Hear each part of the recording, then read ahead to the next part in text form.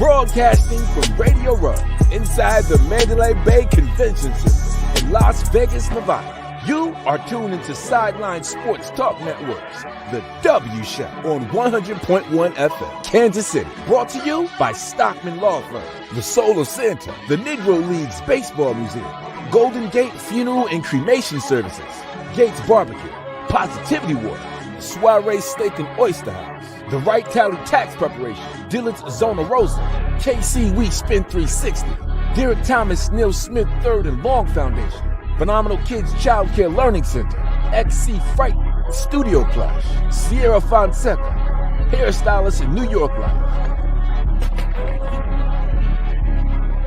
Mandalay Bay Convention Center is where we are. We've had guests lined up all day. We have another great guest joining us. We can call him friend of the show. Talked to him a few times in the locker room. Kansas City Chiefs fans would know this guy very well. Amir Smith-Marset, who now plays for the Carolina Panthers. What's up, brother? How you doing? I'm all good. I'm hanging in there, man. What brings you to Radio Row? To be honest, I'm just out here because I got invited to. This is something new to me. I don't really know about none of this stuff, so this is a first time for me coming out here to the Super Bowl and actually doing interviews and stuff like that. I got a chance to, obviously submit myself with the Carolina Panthers this year, and I feel like I made a name for myself. So now I guess I get invited to all these schools. Of course. When you walked into radio, because we've all had the experience of just first time walking in, what'd you think? The first thing I said to the girl on my marketing team was like, "Oh, this is like really professional. Like, I gotta watch what I say here and stuff. Like this is real." So I was like, this is real professional, and it's just like you start to see like all legends, even up rising superstars and stuff like that, and it's just like, you gotta take a step back and just think like, I'm about to do the same thing they doing. Yeah. Right? I'm talking to the same people they talking to. It's just crazy. So I'm just taking it all in for what it is. It's just like it's a real moment for you. It's just a real moment for me. Like people where I come from usually don't do this stuff. So it's hitting me right now as I'm talking to y'all. So. And you mentioned Rising Star, and you're Rising Star yourself, man. Yeah. Let's put that out there. Speak it into existence. Remember it went crazy when I posted that video. Right. Yeah, that did went crazy. That video did go crazy. I had all the people from my hometown, my home city, support me with that one, and it was just like. Like I said, this is something I've been knew I can do. Yeah. It's just I just got a chance to finally put it on display, and it's just like this is something I already knew.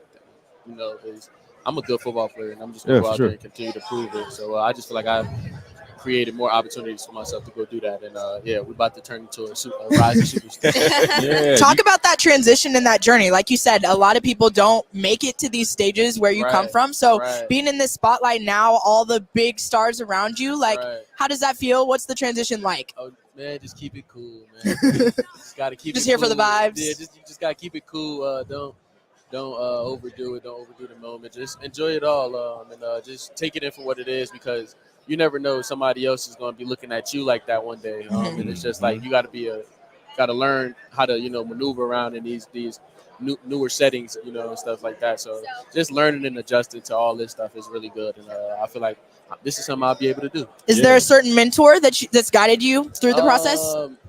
Nah, just going through it by myself for real. Yeah. Just figuring it all out.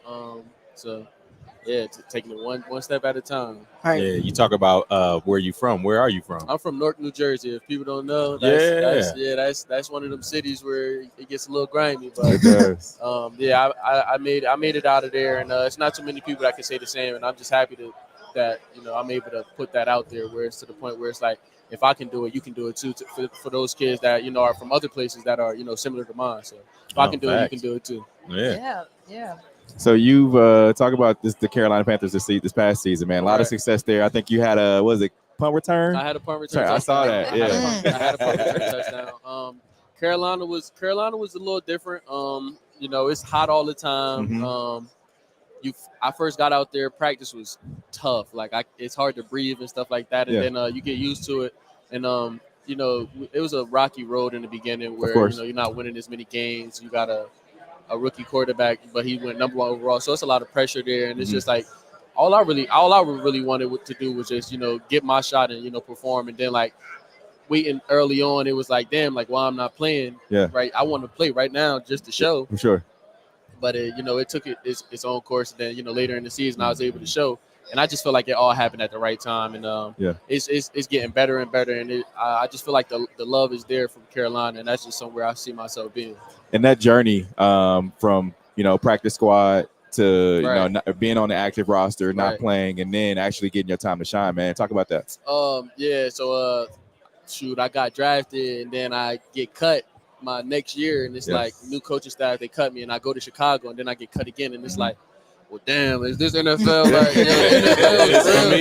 NFL's real, and it's like you really sit there and you think about it, like, damn, like you got to take advantage of every opportunity that's presented to you, because it's like if you don't, this door may close very quickly on you. And I felt like I was staring down that barrel at the beginning. I got to Kansas City. When I got to Kansas City, it was just like I was on practice squad, and it's just like I don't have as much pressure on me to go out there and perform. So now I can lock in. I get to learn the playbook fully now. I don't have to go out there and prove myself as much. But I mean, you do got to prove yourself. Like I'm going, but that's all I got is practice. So like I'm taking practice. I'm like I'm killing y'all every day. Like it's just like I go out there and I continue to show up every day in practice and just be the same guy every day. And then we get to the preseason, and it's just like I'm at the bottom of the depth chart, and I'm just fighting for like any play, any chance I can get. I go out there and I make the most of it. And then people get hurt, and it's just like you slowly move up. And then when you move up and they call your number, gotta be go ready. Out there and make that play. And it's just like you never know, they're going to give it to you some more, let you see what you can do. And then that basically was what happened. And then I got the chance to go to Carolina on the active roster. And I felt relieved because it was like I don't have to I already showed that I can play in this league now from when I was in Kansas City. Like now it's like I can play. And then I get to Carolina and do the punt return stuff. First time, first punt returner. I get a chance to field the punt and take it back to the house. And now it's like I'm submitting myself. Like the more you can do.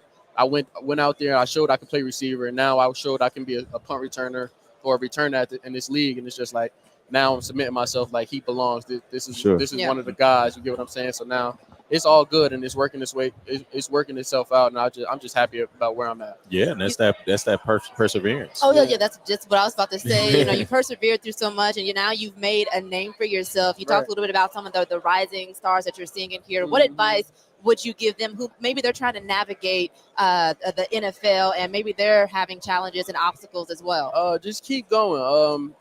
Like I say, take advantage of every moment that's given to you, because you never know when it may be your last. So go out there, leave it all on the field, and just be yourself. That's a big thing I like to preach. Just be yourself, because you was going to take you as far as you can be. You get what I'm saying? So just go out there and be yourself unapologetically. Say it 3 times fast. I can't not right now, but just go out there, be yourself, and have fun. That's what I'm going to do every day, and I love it. So no, not my thing for perseverance. I wanted to ask you, being from Newark, being from that type of environment, that city, how did you persevere in Iowa? It's a little different now. The cultural change is very different. And that's what I wanted to ask about. It's not so many of us. You get what I'm saying? And that's just me being real. So it's just like, things is different. You look around and stuff, and you just sit back and relax. Like I went from this to this, and it's just like now I'm able to adapt to certain environments, certain situations. I've been in these type of environments now where I can go and talk to these certain people in these rooms and stuff now, and it's like I got that experience out there in Iowa. So it was definitely like a culture shock, and I was able to just like stay guided. Think about where I come from, and I'm in Iowa now, and it's just like nobody really gets this far. So like it's just like, but I knew my true goal at the end of the day was to get to the league, and it's just like I'm gonna take this opportunity right now and use it to push me towards my final destination. Yeah, because I got there. Because a lot of people will go from that type of situation, city lifestyle, going into the Midwest, actual cornfields, literally land. And they would talk about how much maybe they would hate it or why they despised it, and homesick and stuff like that. But how did none of that? But I was cool. I was out there and that's what I'm saying, because you don't seem to have that attitude towards it. So what was it in Iowa that was a pro for you necessarily than the con. So like, if you go there, you're able to, it's not as a fast-paced lifestyle as a city. So did it allow you to sit down and sharpen certain tools in your tool belt? Definitely.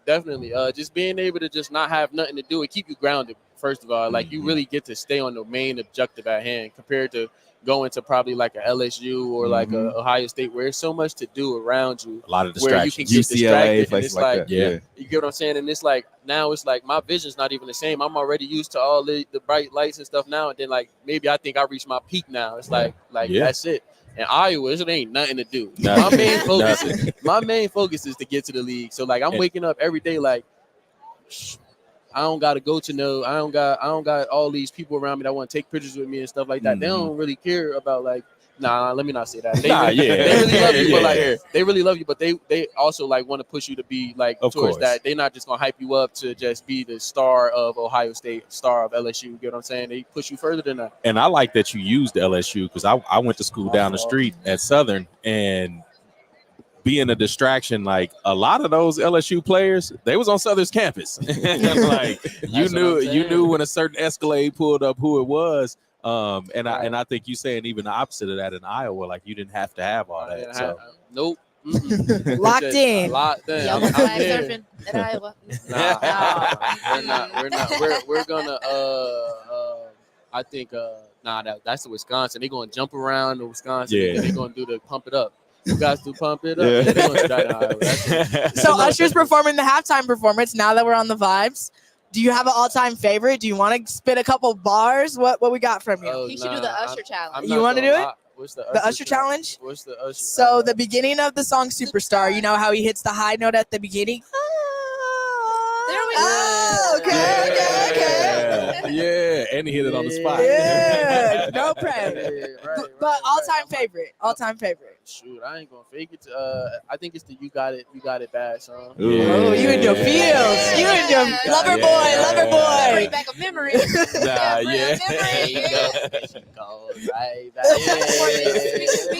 boy. Usher. That was the first one that came to my mind. Yeah.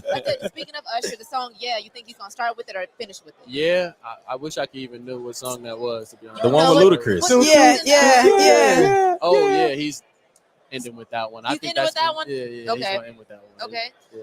All right, you know football. I mean, through and through, man. You studied it. The game Sunday. Who you got? You know I'm gonna ask you. You know who I'm rocking with.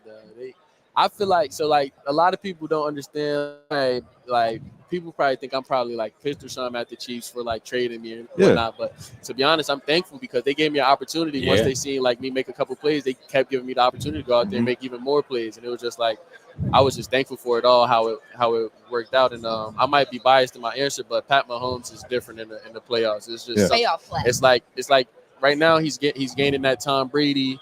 You don't want to play him type. You get what I'm saying? Like no matter what's thrown at him, he's overcoming it. It's just like I can't go against it right now. It's like TK. People think TK fell off, but it's like, did you not see him go 10 for 10, 10 for 10 for 104 in the game right before this one? And it's like once them boys get rolling, they hard to stop.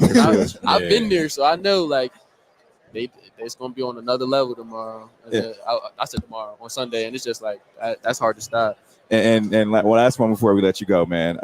You've been in that locker room. You know the work that these wide receivers put in. Right. What was your thoughts about the ups and downs that they had this season? That's what come. They're young. They're young. That's what come with it. Nobody has really solidified themselves as that strong. Wide receiver 1, 2, 3. They just got good people. They got pieces that's good at everything. You get what I'm saying? So it's just like they went through that, and they young. As the experience comes, I guarantee you they're gonna get nothing but grow and get better. So, I mean, it happens. Shit, we all do things. Yeah. I told y'all. Yeah, you see, I'm still learning. Nah, you good. We appreciate you, man. Right. That's Amir Smith-Marset. We'll be back live with more guests here inside the Mandalay Bay Convention Center. We out. Go ahead, say it then. Who the GOAT?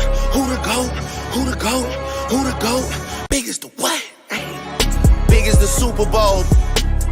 Broadcasting from Radio Row inside the Mandalay Bay Convention Center in Las Vegas, Nevada. You are tuned into Sideline Sports Talk Networks, the W Show on 100.1 FM, Kansas City. Brought to you by Stockman Law Firm, the Soul of Santa, the Negro Leagues Baseball Museum, Golden Gate Funeral and Cremation Services, Gates Barbecue, Positivity Water, Soiree Steak and Oyster House, The Right Tally Tax Preparation, Dillard's Zona Rosa, KC We Spin 360, Derek Thomas Neil Smith III and Long Foundation, Phenomenal Kids Child Care Learning Center, XC Fright Studio Plush, Sierra Fonseca, Hairstylist in New York Life,